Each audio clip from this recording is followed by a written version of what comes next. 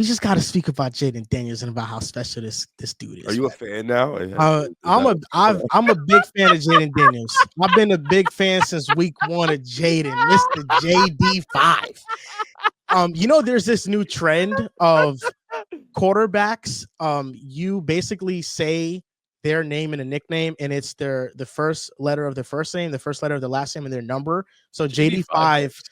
JD5 works. It's smooth. But they also have like they're like doing it for other quarterbacks. Like CJ Stroud is CJ7. Justin Herbert would be like JH10. That's like that doesn't work. JH10 does not work. But JD5 works. And with this fine. win, he tied Ben Roethlisberger for the most wins by a rookie quarterback in a season. He led the Commanders to the NFC Championship game for the first time since 1991. Now, only 6 quarterbacks, rookie quarterbacks, have gone to the conference championship game. Sean King in 1999, 2004 Big Ben, 2008 Joe Flacco, 2009 Mark Sanchez. Jade is in the elite company. 2022 Brock Purdy, and then this year Jayden Daniels. Wait, now, say that name again. No, Mark Sanchez. Don't try to steal the moment. Don't try to steal the moment. He didn't really do much, honestly, if we're being honest. But yeah, Jayden. I think the difference between all those guys and Jayden is that Jayden led his team. Like, he is the driving force behind their success all season long. Top 5 in QBR, leading a top 5 offense. In this game, the defense created a lot of turnovers, and they came to play. But Jayden Daniels, I mean, after the first drive where they turned it over on downs, they proceeded to score on 5 straight drives. I mean, Jayden Daniels right now, I don't think it's crazy to say that he's the best quarterback in the NFC. Like, you get all the quarterbacks in the NFC, you gather them in a line. Do I think they're taking this roster to the NFC Championship game? It's very difficult to say that. Like, Jayden is special. What he did this year, this is probably the most special rookie quarterback season that we've seen in history. Go ahead, boys. One of you guys want to talk?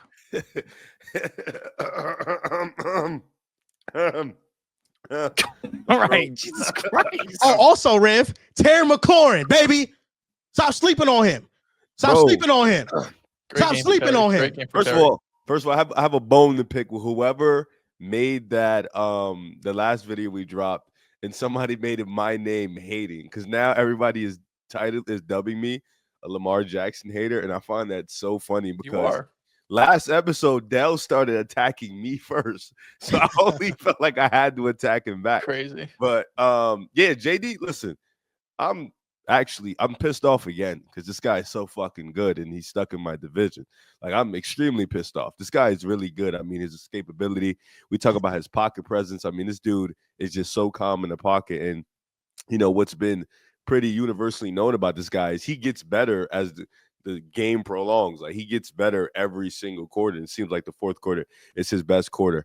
I don't want to take nothing away from JD, but like, Jared Goff lost the game, man. Like, this dude was fucking garbage. I mean, like, some of the interceptions he threw wasn't even the defense doing anything special. He's just like throwing some bad balls, and then JMO throwing that interception when he could have just easily threw it out of bounds. I mean, Detroit did not want to be here. Detroit did not want to play. They did not come to show up. They didn't look like the number 1 seed in the NFC all year. They didn't look like that dominant team. I mean, the Commanders, like you said, outside of turning over the ball and down, they really was head on the swivel. Offensively, they were able to move up and down the field.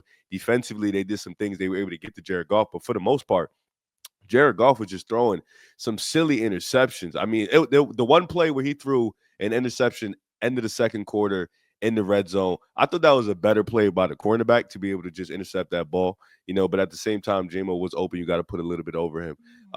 But at the same time, like, Jared Goff really lost his team this game. And now you're going into the offseason thinking, like, our team is dead ass perfect outside of quarterback. Like, this dude really just threw 4 interceptions and cost us the game. But as for Washington, they're super ahead of schedule. I mean, this team is now in the NFC Championship game. Like you mentioned, first game like this since the 90s. So that's so super impressive. This team is young.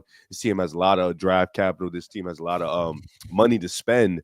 And JD looks like he's here. We've been yearning for an elite level quarterback in the NFC. We do have Stafford, but he's getting up there in age. And for the most part, these guys are game managers, good to great, but not elite.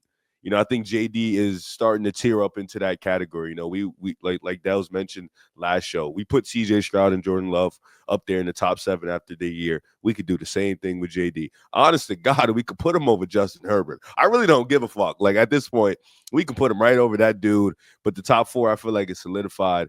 But as far as like CJ, Jordan Love, you know, Herbert, somebody I saw a list with Dak still in it. That's cool too. But JD right now, Jalen too. But I think JD right now has solidified himself as one of those guys because, like Joel mentioned, he is spearheading this offense. You know, he is the guy that makes this offense go in terms of the RPOs, in the run game, in the pass game, the pocket presence. He's doing everything he needs to do to really solidify himself as one of them dudes. He's got it. He's got it. We've known he's had it. You go back to week 4 against Cincinnati where he has the touchdown. Monday Night Football, whether it's the Hail Mary against the Chicago Bears, he already has more vintage moments than Justin Herbert. So if you want to put him above Justin Herbert, these 2 playoff wins, that's more than Herbert can say for himself.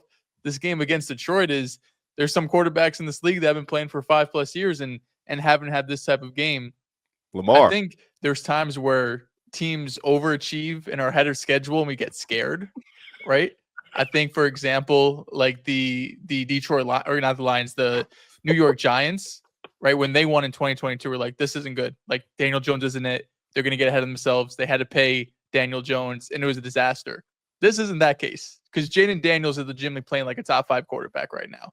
The way he is playing, you could say outside of, you know, of course, the big 3 you got in the AFC, but NFC, it's not close right now. Who the best quarterback in the NFC is right now? I respect Matthew Stafford because big moment. He's won a Super Bowl. I get all of that. But if we're saying play right now, Jayden Daniels is really second to none. You know, easy for me, offensive rookie of the year. But take away rookie or not, he has been one of the best quarterbacks in football. And Commanders fans deserve it.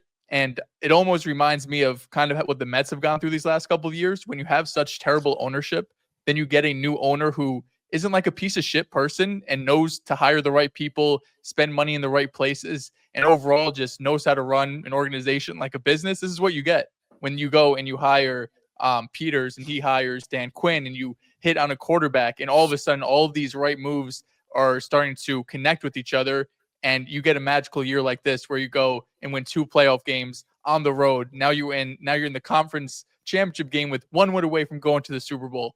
This team is really fun. This offense is amazing. And it's the worst offense that Jayden Daniels is probably ever going to have, right? Like going into next year, he'll probably have a receiver better than Diami Brown or Jamison Crowder as his wide receiver too.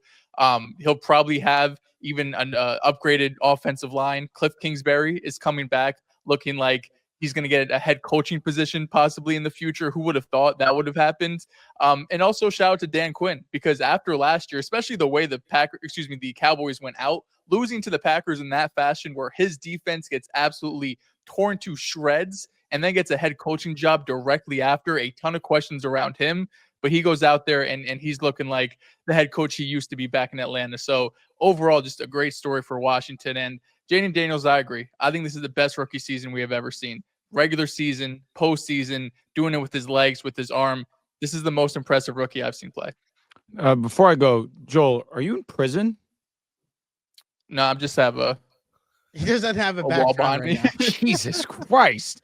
That being said, when I spoke about this game, I felt like the Lions would comfortably win this game, but I did say the only way they blow it is if Jared Goff has another disaster class. Now that's not a genius statement. That didn't take a rocket science to figure it out because we watched it. And even still in a game where he had 5 turnovers, they still were able to win that game. The only difference here was they weren't able to stop the opponent. They were able to go and get after CJ Stroud when they did that against the Texans, but against the Commanders, when they didn't, they haven't matched up prior to this matchup tonight. You could not get them off the field. Jayden Daniels took 0 sacks tonight. He was a perfect quarterback. You have to give nothing but love to the Commanders, and obviously we're going to be doing that. If they don't even make it to the Super Bowl, we're going to be praising the Commanders as the team that is next up, because there's obviously some holes on this squad, but when you have the quarterback already filled and you've overachieved so much so that you're already in the conference championship game, yeah, we're going to be talking about you very highly going into next year. But talking about the Lions, because to me, it's the conversation. If I'm being transparent, I know the Commanders are going to be the hot story and Jayden Daniels is the hot quarterback. But the story to me tonight is the Detroit Lions and how flat they came out. Understanding that this defense was banged up. Amik Robertson goes out very early in this game. Prayers to him. Hope he's doing okay. I know that he wanted to be in this game, and the game plan kind of shifted, and the defense really just started to fall apart once he departed very, very early on. But really, there was no pressure on the quarterback. Jayden Daniels showed composure. He showed poise in the pocket, delivered accurate throws, was pushing the ball downfield, even yards after the catch. They really couldn't tackle tonight. The Lions couldn't do anything on the defensive side of the ball to bail out Jared Goff. And I said it because the Lions defense, I understand that they performed in week 18. We all watched the game. We all were left with similar opinions. There were moments for the Vikings to capitalize on that they simply didn't, because Sam Darnold froze and he did not rise to the occasion. The difference is you see the moxie, you see the confidence that Jayden Daniels has in himself, and it's evident when he steps onto that football field. He trusts his arm, he trusts his legs, and whether he needs to scramble, his decision-making is pristine right now. But Jared Goff, how terrible can you be in this game for you to go out there and lay the dud that you did? The pick six was horrible. You go and you leave it too high. It's an interception that you go and now you have to go and try and get points on the board. The touchdown pass, that wasn't. Jameson Williams was wide open for a touchdown. Riff, you're a better man than me. I am not giving any leeway to Jared Goff on that. Lead him more middle of the field. Lead him more upward. I don't care what you have to do. You can't underthrow in that situation, especially when you don't get the ball coming out of halftime and you throw an interception there. There were so many moments. Jared Goff, after Jahmyr Gibbs has that 40-yard run, you go and you get sacked, you fumble the ball, you give the ball back to the Commanders. You needed Jared Goff to not be all-time terrible. And you had a chance to win this game. And there it was. He was horrendous tonight. There's nothing that you can say positive about his performance. But the Commanders, man, what a season it's been. Jayden Daniels solidifying himself as one of the best in the game after year one. This is the best rookie season I've seen with my own two eyes. The skill matched with the success. It's right now one of the best, if not the best. Credit to the Commanders. And again, I'm happy for Commanders fans. You've been through the mud. You've finally seen the other side, and you guys have a real chance to shock the world.